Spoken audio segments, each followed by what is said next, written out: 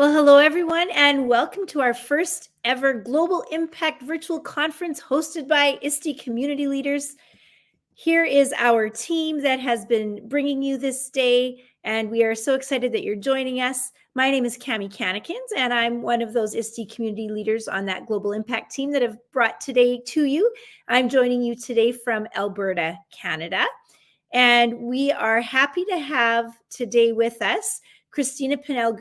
She's going to bring us the power of student voice. Let students lead. And so we're going to bring her on as we tell you a little bit about her.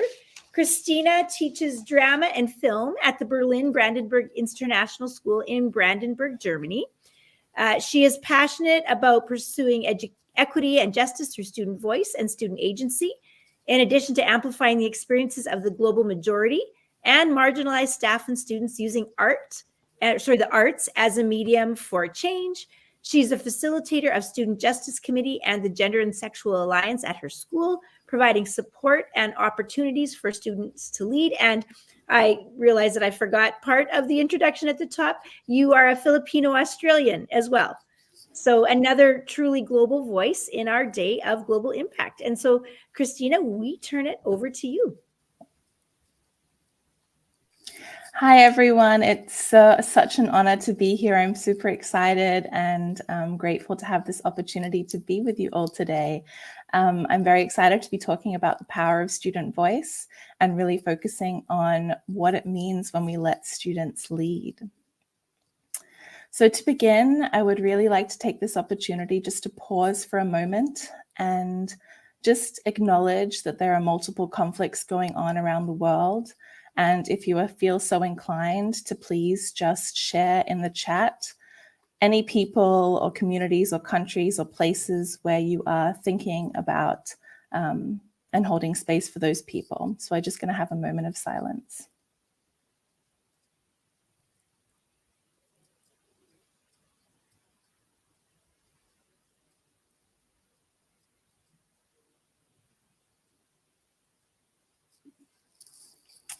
Thank you so much. And I want to acknowledge that as we gather here today, I am in Germany, which is on stolen land.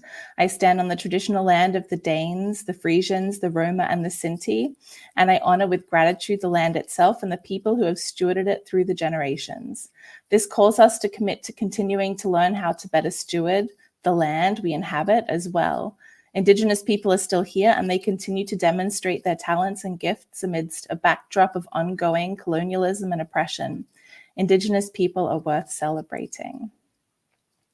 So thank you for the wonderful introduction, ISTE, community leaders. I work at an international school in Germany. I am very much passionate about student voice, and I support the Social Justice Committee and the Gender and Sexuality Alliance. And I do a lot of community work as well outside of the school with ALOC, which is the Association of International Educators and Leaders of Color. And I'm also an emerging leader with ASCD this year. And I just want to take this opportunity to briefly delve into a little bit more of my identity, because I'm more than who I show up as at school. And I think oftentimes our schools really silo us and the students and staff and the school community only see us as educators or leaders. But I wanted to share that I'm more than that, and I have multiple identities that I bring into the classroom. And as a result, it's really shaped who I am and the type of educator and leader I am. There's also some fun parts of my identity that I like to bring into the classroom as well. You can see here I'm performing at a production that I produced called The Coming Out Monologues, and it was a really great opportunity to share joy and strength. And it's one of the things that I love about teaching the arts, which is really about using the arts for a vehicle of change. But today I'm not here to talk specifically about that. I'm really focused on the students. So our flow for today, I'm going to be talking about why identity matters. I'm looking at emotions as generative for action, the power of students leading, and then I'm going to give you some examples of how students at my school at BBIS are change makers, and then how we have co-constructed this space, and then where we can go from here. There's going to be opportunities to share in the chat, so please engage as much as possible. Just a reminder for today, stay engaged as much as possible. Use the chat. There are hashtags there. I think they're correct. And the Twitter handles as well. And if you would like to share these screenshots, I am more than happy for you, and I give you permission. So on top of this, I am just one person in an ecosystem that has been around for multiple years. And I have multiple influences that have really shaped who I am as an educator, and I'm standing on the shoulders of giants. I've been given a lot of support, a lot of mentoring, a lot of sponsorship and help along the way, and I'm not walking this journey alone. And you here who are listening and watching are not walking this journey alone. And there are multiple educators around the world, hundreds of educators who feel so passionately about student voice, and these are just some of my influences. So I wanted to start. I don't know how many people are here watching, but I'm going to give you a moment to just write into the chat, what is one way you have been impacted by or seen student activism have an impact in your community or your context? And I'll give you a moment just to think about that. Think about ways that you've seen students really have an impact in your school community. It could be both in the classroom or outside of the classroom. It could be through service. It could be through sports even. That's great. So students have started their own company, the Upstander brand. I love that. Thank you, Margaret, for sharing.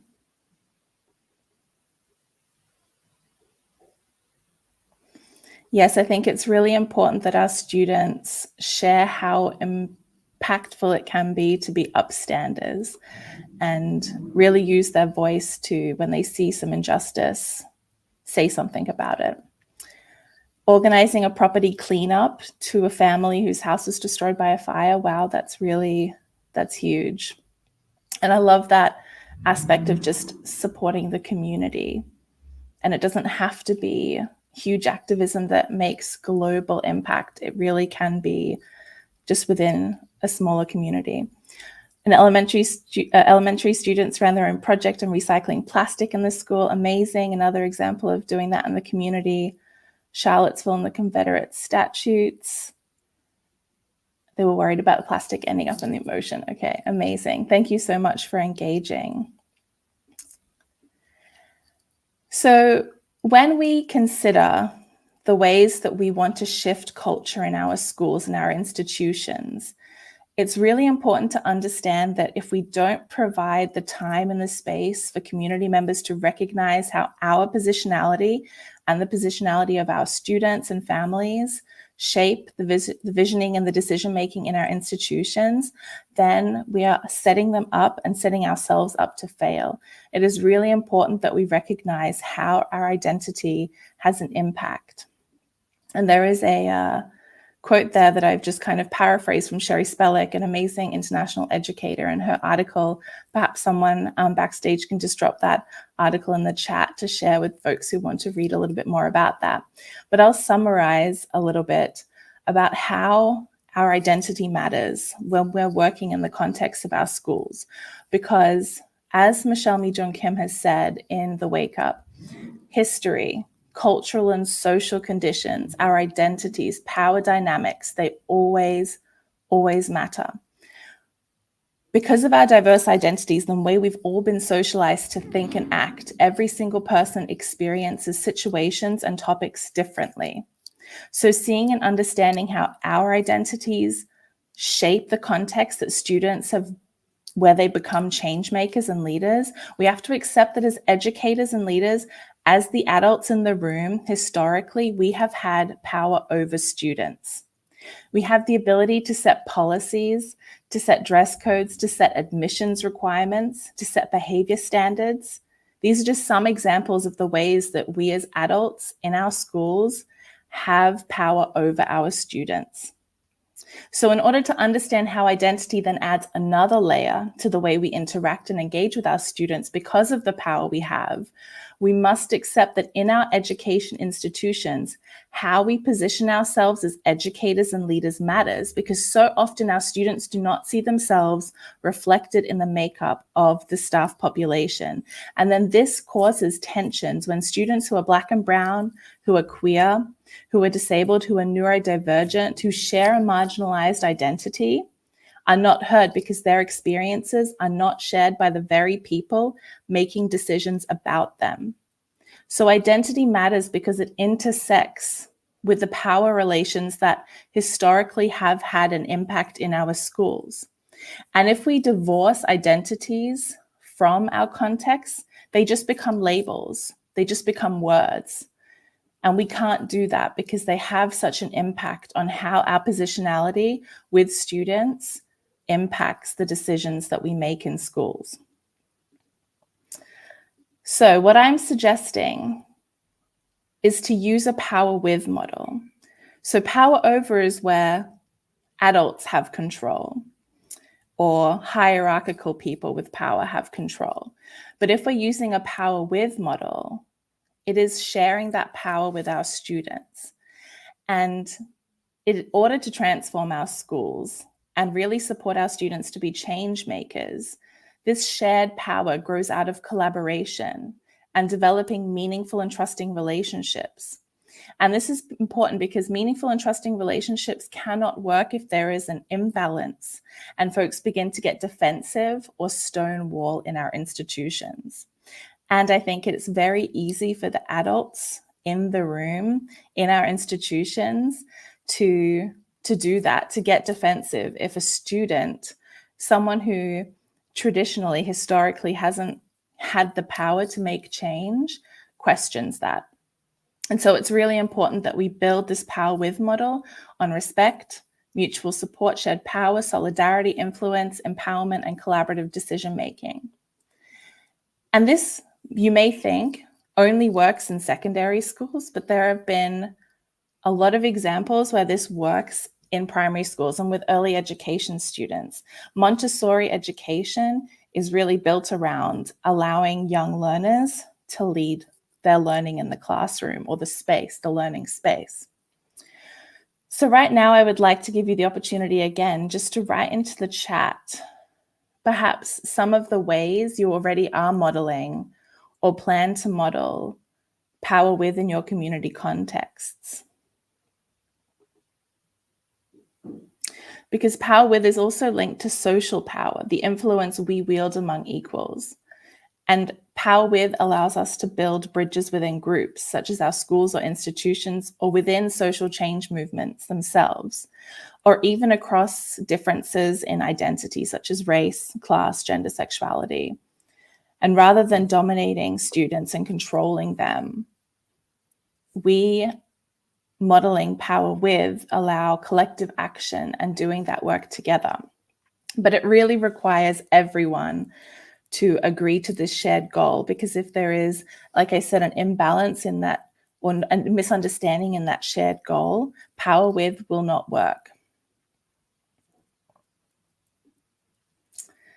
So moving on, looking at emotions as generative. How do we support students? And I'm always asked this question, how do we support students who are sitting in their emotions, particularly when they're feeling despair and anger, especially with the current climate of the world, with multiple different social justice movements going on and climate change. And it just feels like it can be quite difficult to process what students are seeing live on their screens, on Instagram, on TikTok. They are witnessing things that us adults weren't able to witness live. And so how do we support our students who are sitting in those emotions? I think it's really important to recognize that emotions are powerful and our emotions tell us about our experiences. So our emotions, they are real. The students, what they're feeling, it's real. We have to understand that their response to what they're seeing is also reasonable and always valid. But what we have to do is then be able to harness whatever their feelings are in order to actually have students act and not just sit in those emotions. And this is where it becomes challenging, because if we start to suppress and deny those emotions, we are forming an appeasement in which we tolerate injustice and conform to our unassigned or our assigned place in the hierarchy. We reinforce the unjust status quo by shaming or hiding or suppressing our students' emotions. And by doing that, we collude with oppression by quashing their internal protest and their internal resistance. So it's really important that we allow students to feel and then provide them the space to act. If you feel like sharing, in what ways are you supporting your students to harness their emotions to generate action? In what ways are students coming to you as educators or as leaders and saying, I'm angry about this, I'm angry about climate change, I'm angry about war, I'm angry about gun violence? And what ways are you helping to support your students?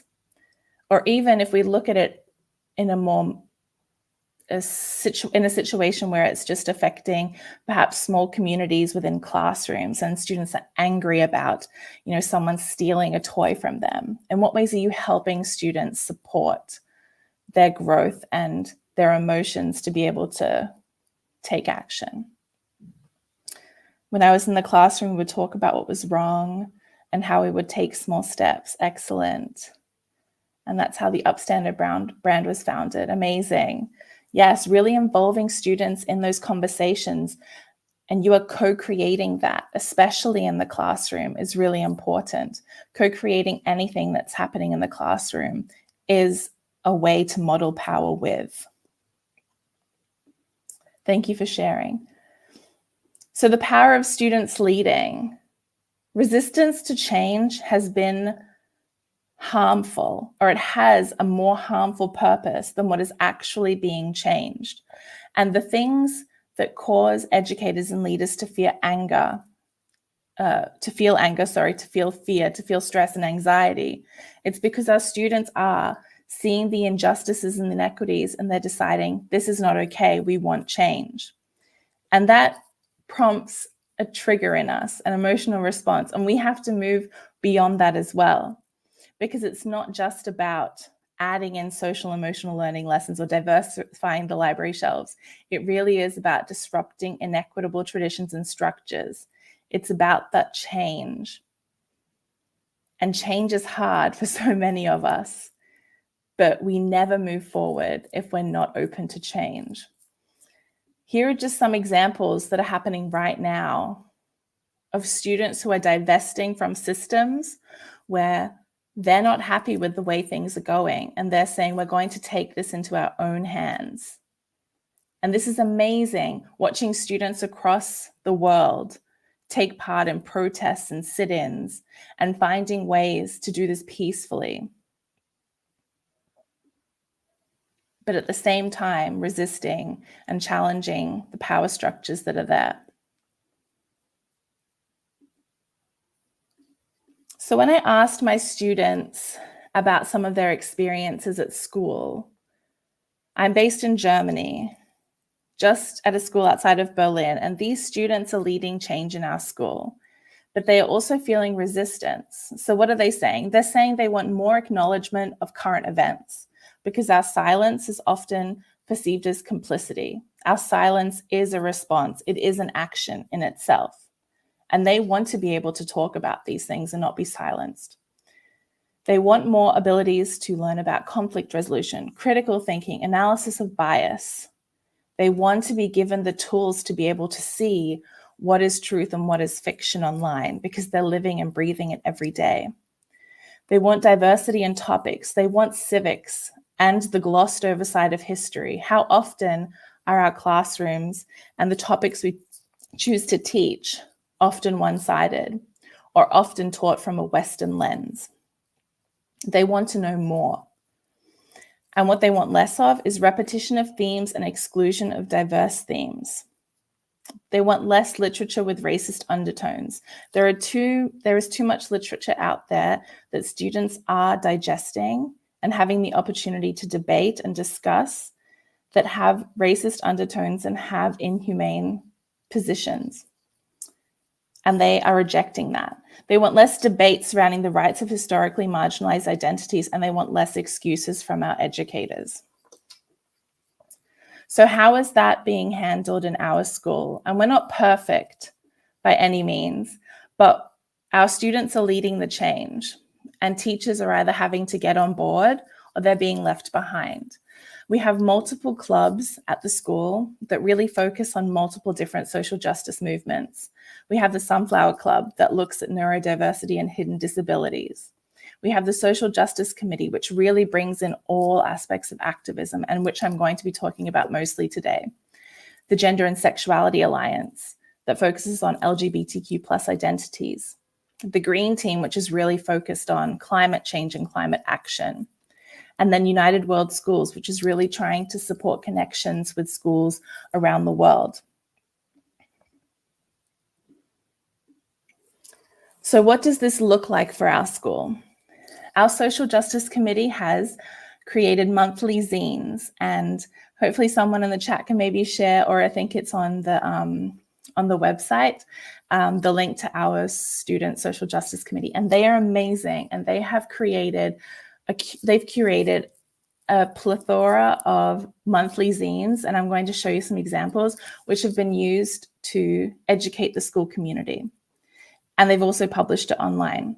They've created an anti-discrimination reporting system so that any type of discrimination that happens across the school is dealt with. They've created community events and supported the school in celebrating different heritage months. They've also written, because of all of the publicity they've gotten from a lot of their monthly zines, they've been able to make an impact with other students in schools and educators around the world, and written articles. They've been invited on podcasts. They've presented at ALOC. And they've also curated workshops, both for students and staff. So let's have a look at this. So here are just some examples of zines that they've created since August 2022. And this is all modeled with Power With. And so I, as the supporting staff member, I don't decide what topics students want to make zines about or create resources about. Really, the students are the ones who are driving this, and they're choosing the topics. Sometimes they choose heritage months. Sometimes they choose things that are going on around the world. Sometimes they're choosing things about experiences that are happening to them, and they really want to bring awareness to the teachers and make sure that teachers in some of these zines, they actually provide examples of how to disseminate myths or how to handle situations that arise in the classroom and what to say to students. And some of these zines, for example, the Palestinian Human Rights Zine, our international school has students from all over the world. And that zine required students from multiple backgrounds to come together and discuss this topic and really just focus on human rights and what is right here. And that required a lot of conversations and a lot of modeling. So a lot of these zines are created because these students have had multiple conversations. And on top of that, not only do they have multiple conversations amongst each other, but then they also go through a process of editing. And so through these conversations that they have and then creating the resources, they've been able to then get outside support and make sure that what they're publishing is as much truth as possible. And so when we're looking at Hispanic Heritage Month, for example, and our students are perhaps not all Hispanic, we make sure that the students are able to get feedback from people who identify as Hispanic so that we're being as truthful as possible. And you can see that some of these zines are topical and some of them, again, are based on things that they wanted to discuss. Arab Heritage Month is coming out shortly, so it's not on the website yet, but they wanted me to put that in there for you. So these are all student created, absolutely, and I help make sure that the references are there. And this is something that's been so powerful as well, is when students put all of their references into the document, some of the people who've been checking over the work that they've created have actually been clicking on those references and making sure that they're accurate too. And that's provided a really great opportunity for students to look at the biases that some of the resources might have been having, and like who wrote the articles and who presented that information, and making sure that we are looking at whether or not it has been written by people who actually have experience with something or who are knowledgeable in something. So there's been multiple ways that this, just through the zine creation, students are using their critical thinking skills, they're inquiring, they're researching, they're disseminating what's bias and what's fact from fiction. It's been a really powerful process. And the response to this has been that, and this is some of the things that I do to create this Power With model, is I provide the students with the emails to share with staff. And so I'm not the one that's sharing these zines with the staff and posting it online. The students are the ones. They have the emails addresses of all the staff in the school, and they share those emails. And as a result, they're the ones that are receiving the feedback. And some of the feedback has been that staff members have been printing these out. They've been putting them up in their classroom. It's created conversation with other students, with other staff members who are also not just teachers, but part of the business office. So they're in accounting, they're in public relations. They're creating content that then is also being shared with the parents. And on top of that, some of our staff have even used some of the zines as part of their curriculum, because they've been great resources to be able to use in whatever units are going on. And this has been a great opportunity for the students to see how far their impact can go with just one simple way of taking back the narrative and saying, okay, if we have to ask for permission to do something, then we're going to do it our way. And so the zine was their way of starting this, because at first they were finding frustration with having to get permission to be able to produce information or to create workshops or talk to staff. But they found a way around that to first gain the trust of the staff and say, hey, this is what we know. This is how we're going to provide some information to educate the community. And through that, they've gained the trust of the staff, and they're seen as quite a big resource in the school community now. Yes, I think the link was shared in the chat. So, and I think it's in the website. So you'll be able to see all of the student zines and click on them. So another thing that the students have done is create the voice email, which is the discrimination reporting system. So students report, they can either report anonymously and say, I don't want my name to be associated with the report, or they can say, I want my name to be associated with the report. And the report is of whatever discrimination that students or staff members or parents have seen or experienced or witnessed around the school. They report it to the voice email, and the voice responds within 24 hours. And these are staff members who are either principals or on the leadership team, whose job it is to deal with any sort of pastoral needs. And the students were the ones who actually created this reporting system. They're the ones who developed it with our staff and our leadership team. So they're very well versed on how it works because they created it. And also you can see the poster there. Those students created that poster too, because the first draft had a lot of difficult text to read. And it was really difficult for our neurodivergent students to be able to actually see what they meant. And they also wanted to be very explicit about what discrimination was, because our school is from 3 years old all the way to 18, 19 years old. And they wanted to be able to have the language on there so that students know and teachers can actually educate their classes on what these different things mean. Because if you can't name it, then you can't see it or understand it. So the students were really pivotal in all of these changes. And what they've been really good at is holding that voice team accountable. So the fact that their faces are on that poster means that students, staff, and parents know who is behind the email address and who is actually going to follow up. And that was really important to the students too, because they said, if we can't see those people and they're just an anonymous email address without like a person behind it, it's really difficult for the students to see who they can trust and and go to if things are not being dealt with. So these are all just ways of students gaining trust within the community just through simple zines, and then being pivotal in shaping our reporting system.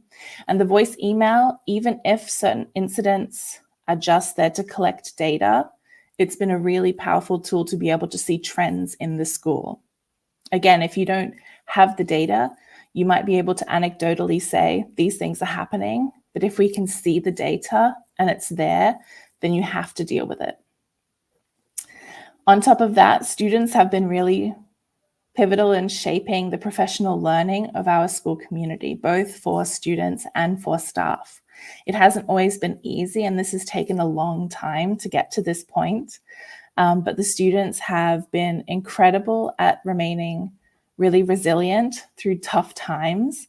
And especially when they were presenting to students, when they were presenting to their peers and they were finding it really challenging, they said, okay, if teachers who are in the room who are watching us present to students don't know what we're talking about and don't know what homophobia and transphobia is, for example, which is one of the presentations that you can see here, then we need to actually educate the staff. And they really advocated hard to be given meeting time. And you know how difficult it is to get teachers in a room to discuss something that perhaps is not first on their list of priorities.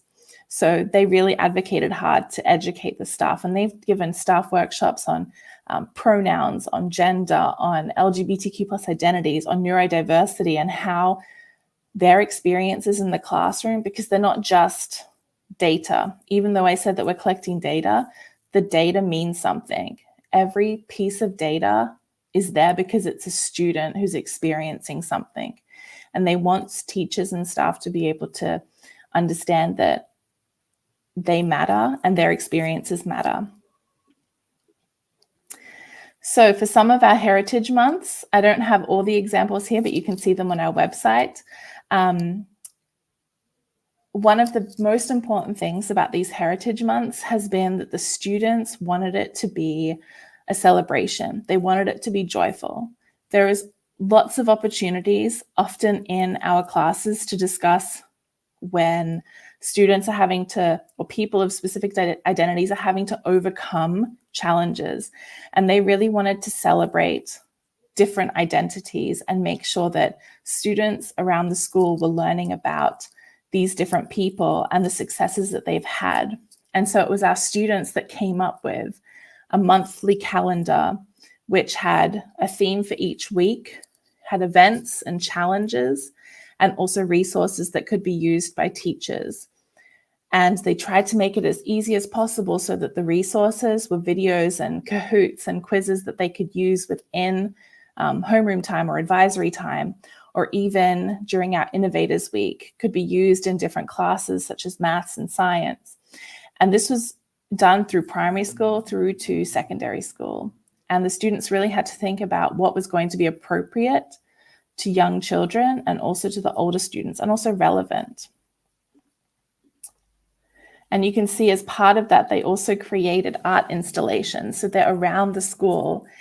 And what was powerful about this was that it got conversations started, and it provided students with the opportunity to collaborate with perhaps other people that wouldn't really be that interested, but seeing them put it up and seeing the reactions was really powerful in our school community.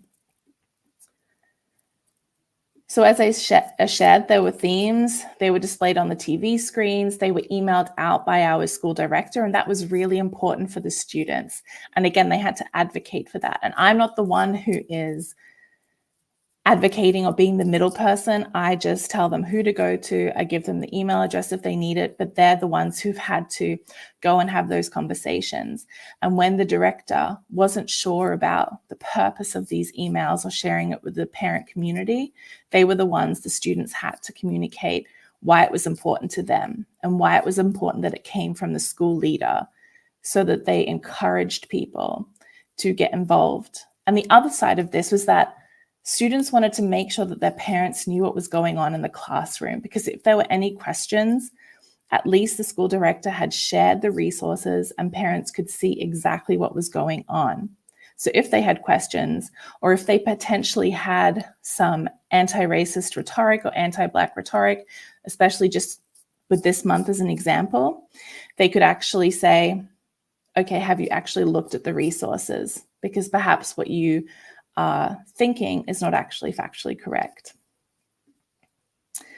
And we've also done that for ANHPI month and Pride month last year. And this year, the school has been a lot more intentional about doing this for multiple months throughout the year. And you can see just some really fabulous art installations that have allowed the students to, while they're also doing a lot of the advocacy in and around the school, also, which can be really tough and really exhausting. And, you know, I recognize that the students are not just there to be doing the work, even though they love doing it. It can cause burnout at a really high rate if the students aren't also taking part in the joyful acts of resistance.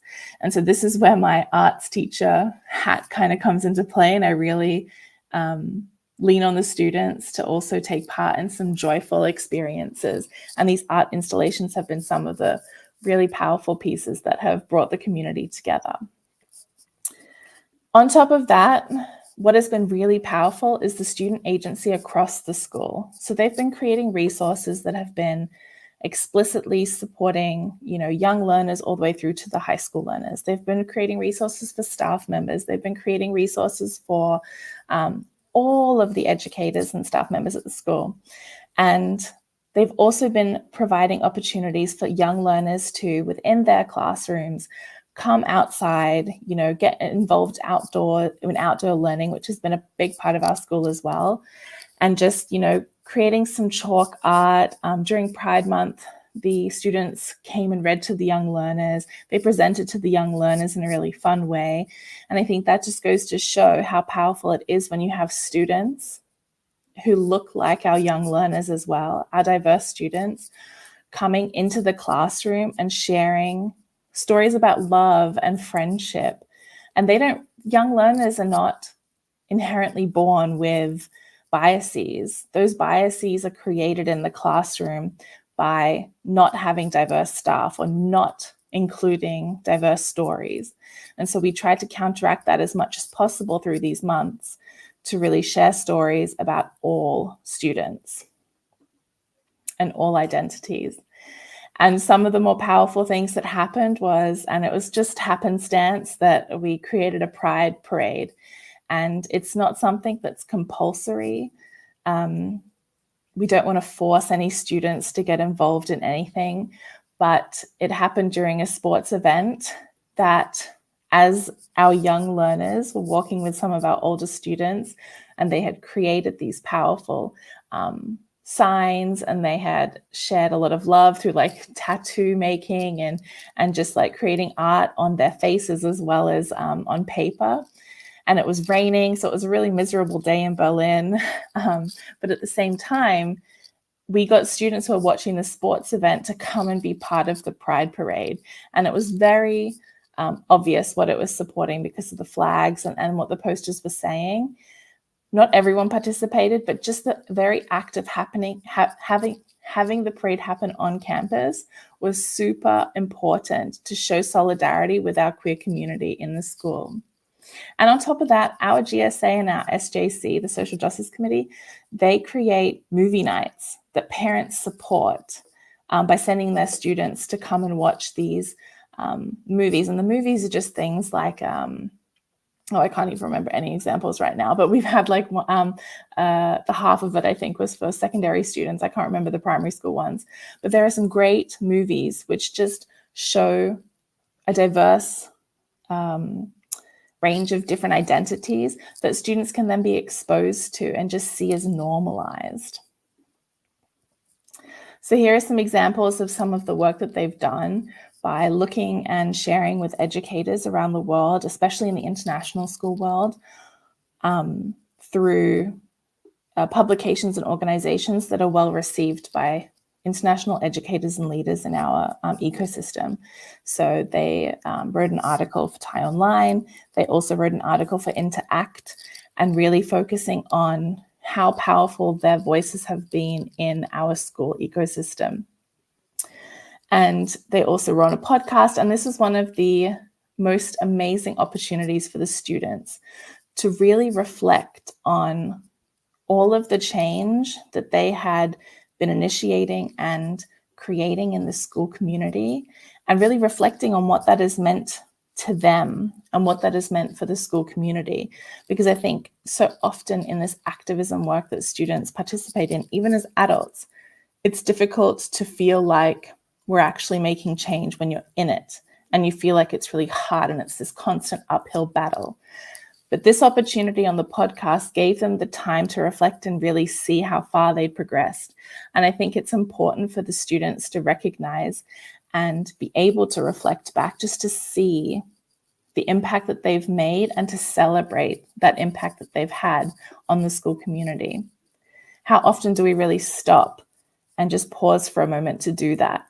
That's really important for our students.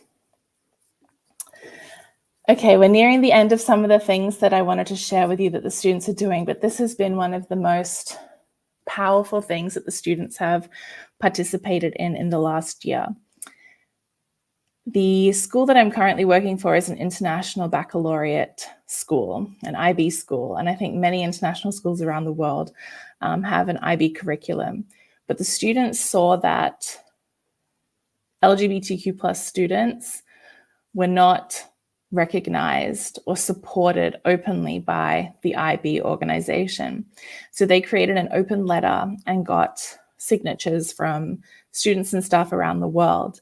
This was really important for them because so much of the work that they do happens in the school community and causes fractals of change that Adrienne Marie Brown talks about in their book. And they've also talked about it in multiple ways on podcasts and things like that. And so seeing the amount of impact that they've had in the school community and within their friendship groups and with teachers, their parents, and seeing the impact they were making on educators around and students around the world, they really wanted to target the issue at the source, is what they would say.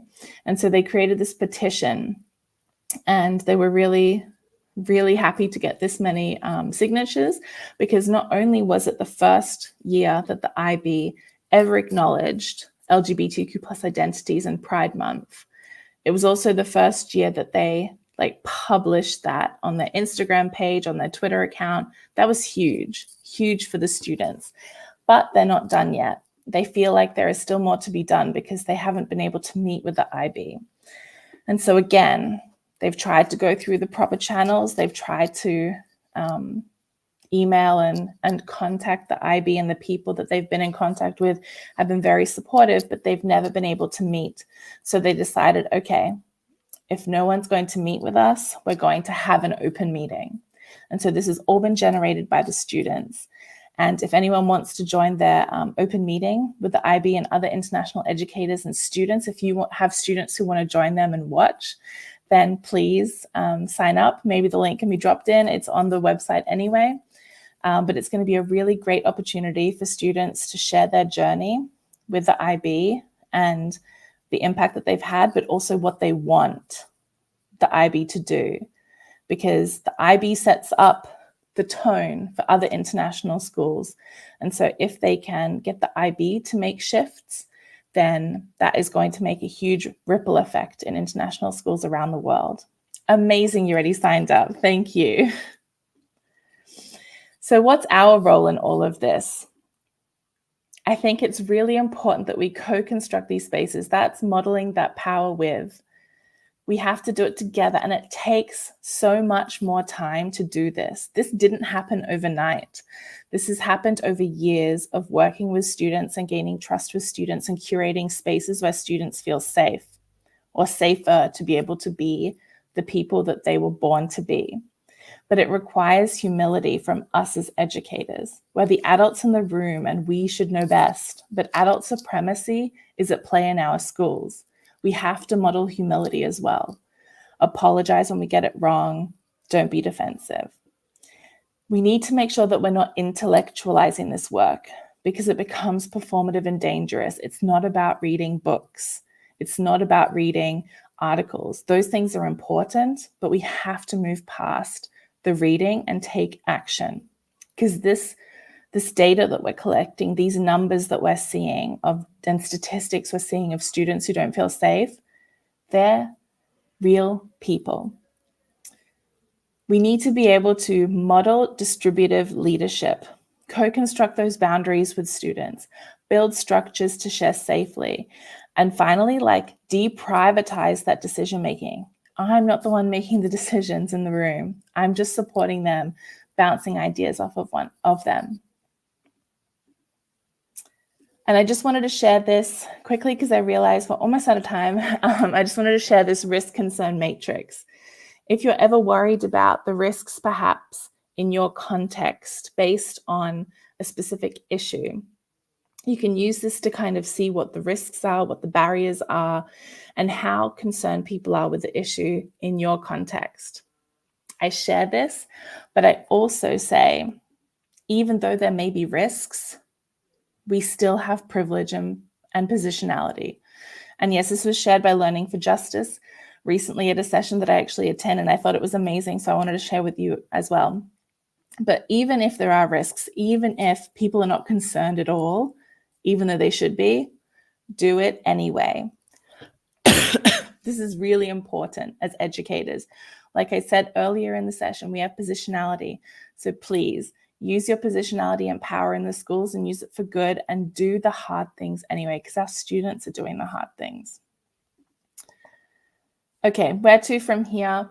It's all about radical dreaming of a new future. We're not going to be able to get change and make an impact in our school communities if we're not disrupting the status quo. We're not going to have time for individual reflection, but I want you to listen to the students. I want you to invite students to staff meetings. Really, any opportunity to share the power, share student voice, really get uncomfortable with students being in the room in order to finally be comfortable with them, hearing what we're talking about in staff meetings, hearing about the decisions that we're making, because the decisions concern them. When we say no to students, we are stifling their creativity and their voice. And we're telling them that our environments, our schools, are not safe spaces for them to learn, to grow, to take risks, to inquire, to be critical thinkers. It's really important that we support our students as much as possible. Our job is to do that. So I did have a reflections opportunity. We're probably not going to have time, so I'm going to leave it there. Thank you so much for listening and for sharing. It's been an honor to be here. Well, and Kristina, it has been our honor to have you share with us and to really encourage us as global leaders to do it anyway, and to stand up for students and to help elevate student voice. And so thank you for all of those incredible examples, and for just urging us to really stand in for students and help to elevate their voice across everywhere. And thanks to everyone who's been joining us in the chat today. We hope that you found the Power of Student Voice informative and engaging like we did. We encourage you to share your takeaways. There's a scan code on the screen. We'll drop that link in the chat as well, and share those takeaways on social media.